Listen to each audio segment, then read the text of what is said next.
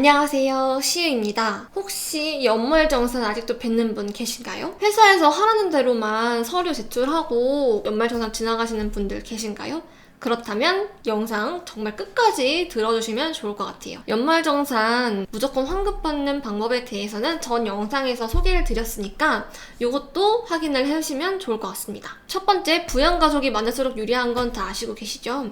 그런데 소득 높은 사람에게 모으는 게 좋습니다. 이유는 과세 표준 때문인데요. 정확한 계산은 조금 이따가 하도록 하겠습니다. 두 번째는 위료비인데 소득이 적은 쪽으로 모으는 게 좋아요. 왜냐면은 총급여 3% 초과하는 경우 공제 가능이기 때문에 그렇습니다. 총급여가 높으면은 위료비 또한 더 많이 써야지 공제가 가능하겠죠? 또 꿀팁인데 위료비는 콘택트 렌즈, 산후조리원 비용, 목발 이런 비용도 공제가 가능하다고 해요. 그리고 신용카드 등 사용 금액은 소득이 적은 쪽으로 모으는 게 좋습니다. 이유는 총급여의 25% 초과 사용분에 대한 소득 공제가 이루어지기 때문인데요. 이것도 위료비랑 똑같이 총급여액이 높으면은 신용카드 그만큼 써야 되는 금액이 높아지겠죠? 여기서 다들 이제 말씀을 하시는 게 신용카드 현금 비율은 총급여의 25%까지만 쓰고 그 이유는 체크카드 현금 소비라고 하는데요. 그 이유도 조금 이따가 설명을 드리도록 하겠습니다. 월세도 공제 가능하다. 그리고 무주택 세대주이면 청약은 무조건 드는 게 유리, 연금 계좌 드는 게 유리. 이 두 부분은 전 영상에서 소개를 드렸어요. 연말 정산에는 크게 두 가지가 있어요. 첫 번째로 소득공제, 두 번째로 세액공제인데요. 계산이 대략적으로 이렇습니다.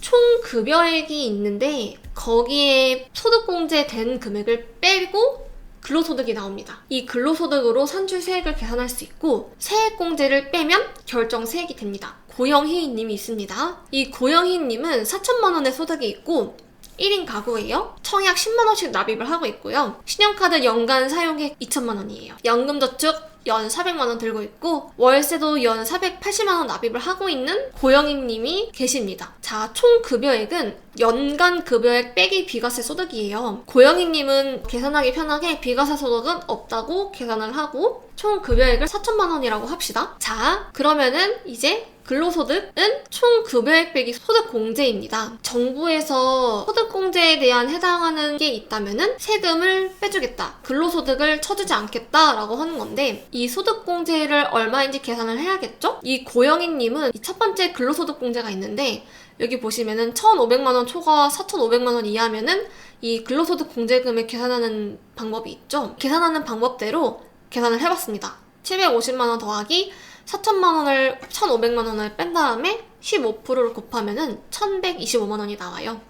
인적공제는 1인 가구기 때문에 본인 혼자 150만 원 공제를 받았고 연금 보험료랑 특별공제 같은 경우에는 계산하기 편하게 없다고 일단 가정을 할게요. 그리고 기타소득공제인데요. 이 기타소득공제는 주택저축공제, 신용카드 사용금액 고영희님이 받았습니다. 이 고영희님은 청약에 연 120만 원 납입을 한다고 했잖아요. 총 급여 7천만 원 이하이고 그리고 무주택 세대주세요. 혼자 살고 계시기도 하고 그러면은 이 납입액의 40%까지 공제가 가능하니까 120만 원에 40%를 곱했습니다. 그럼 48만 원이 나오고요.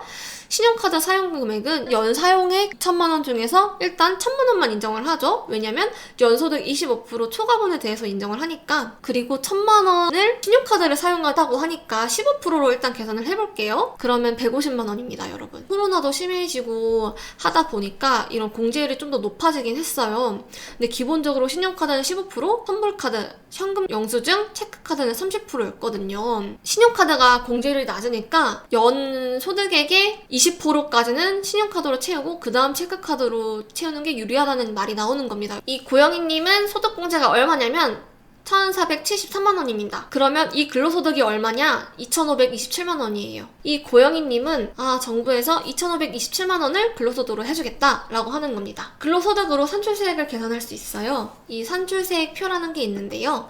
이 고영희님은 이 표에 들어가잖아요. 이게 저희가 근로소득이 4천만 원이라고 4천만 원을 다 15%로 곱하는 게 아니고 세율의 구간만큼의 세율이 나눠져 있는 거기 때문에 4천만 원을 받는다 하면은 1,200만 원은 6%로 곱하고 나머지 2,800만 원을 15%로 곱해가지고 세율을 계산하게 되는데요. 이 고영희님은 세금이 얼마냐? 2,527만 원을 15%로 곱한 다음에 그리고 이 누진공제를 빼는 방법이 있습니다. 271만 원입니다. 이게 산출세액입니다. 자, 산출세액을 계산을 했잖아요. 그러면 결정세액이라고 있는데 이 결정세액은 우리가 이제 내야 되는 세금인 거죠. 산출세액 빼기 세액공제인데 세액공제만 계산을 하면 이제 우리가 내야 할 세액이 나옵니다. 고양이님은 근로소득 세액공제 68만 4천 원을 받을 수 있고 연금 계좌로 400만 원을 하고 있다고 하니까 고영희님은 공제율이 15%죠. 그러면 15% 곱하면 60만 원을 세액공제 받을 수 있고 나머지 위료비나 교육비 기부금은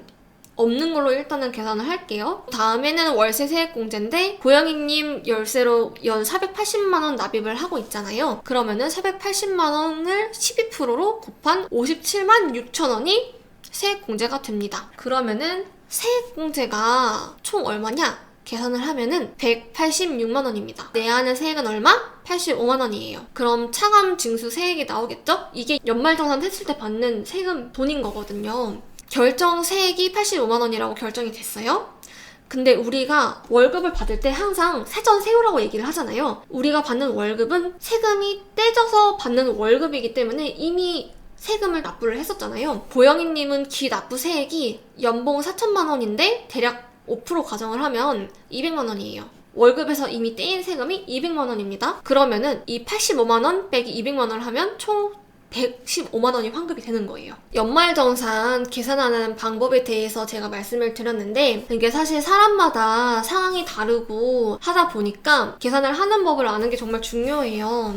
이거를 계산을 해야지 뭐 부부라면은 위료비나 뭐 신용카드 사용 금액이냐 어느 쪽에 모는 게 더 유리한지 계산을 통해서 또 한 번 더 확인을 할 수가 있거든요. 강조를 드리고 싶은 거는 청약과 연금 저축 계좌들라는 건데 지금 여기서 연금계좌 60만 원이 없었다고 하면 이 고영희님은 한 40만 원밖에 못 받는 거예요. 거기다가 창학도 없다고 하면 조금 더 줄어들겠죠? 월세도 없다 이러면은 세금을 더 내야 하는 상황이 발생하는 거예요. 그렇기 때문에 연말정산 계산을 하면은 어떻게 환급을 받을 수 있는지 본인의 상황에 맞춰가지고 계산도 하고 생각을 할 수 있으니까 조금 어려운 부분일 수도 있겠는데 한번 저와 같이 이 영상을 천천히 보시고 다음 연도의 연말정산에는 무조건 환급을 같이 받도록 하면 좋을 것 같아요. 자, 오늘 영상 도움이 되셨다면 구독과 좋아요 눌러주시면 감사하겠고요. 다음 영상에서 뵙겠습니다. 안녕.